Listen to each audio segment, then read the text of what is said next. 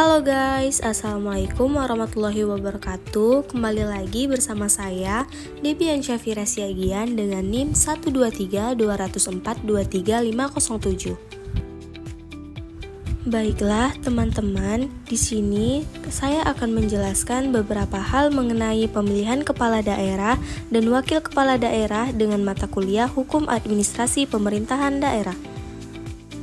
Pembahasan pertama tentang sistem pemilihan kepala daerah. Sistem tersebut ada dua. Yang pertama, pemilihan langsung.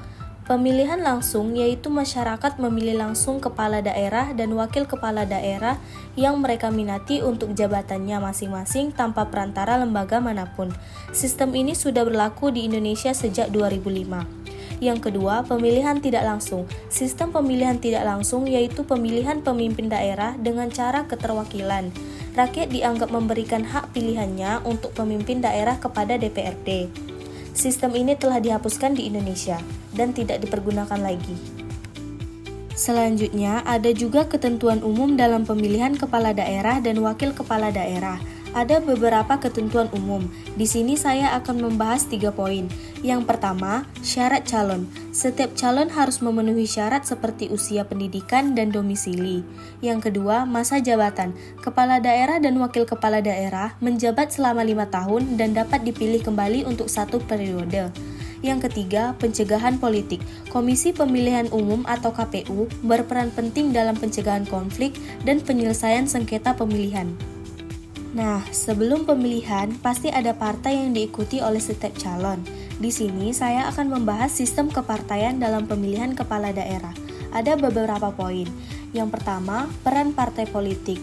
Partai politik memiliki peran penting dalam proses pemilihan kepala daerah, mulai dari pencalonan hingga kampanye. Yang kedua, pendaftaran calon. Calon kepala daerah dapat mendaftar melalui partai politik atau gabungan partai politik yang memenuhi syarat.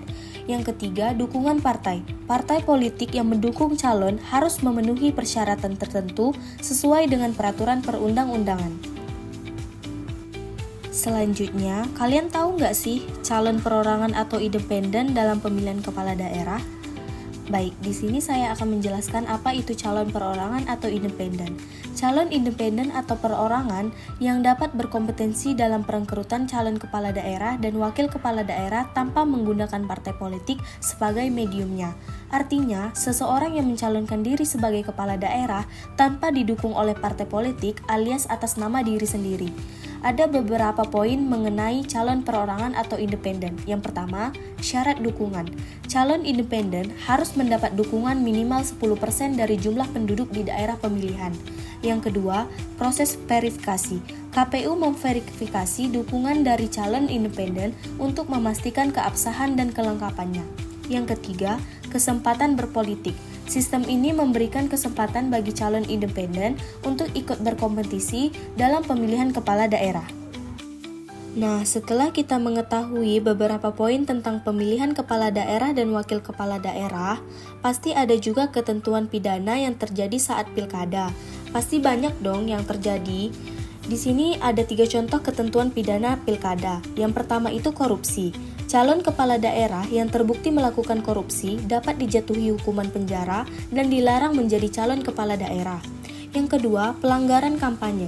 Pelanggaran kampanye seperti money politik dapat dikenakan sanksi administrasi atau pidana.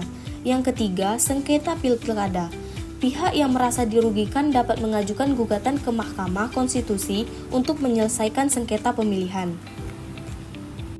Jadi, dari beberapa pembahasan yang telah kita bahas, di situ termasuk dalam Peraturan Pemerintah Nomor 6 Tahun 2005. Di situ banyak pasal-pasal yang berisi tentang pemilihan, pengesahan, pengangkatan, dan pemberhentian kepala daerah dan wakil kepala daerah. Nah, itulah beberapa pembahasan tentang pemilihan kepala daerah dan wakil kepala daerah yang dapat saya jelaskan. Semoga video ini bermanfaat dan dapat menambahkan edukasi dan wawasan kalian semua. Sekian dari saya, ditunggu video selanjutnya ya. Bye-bye.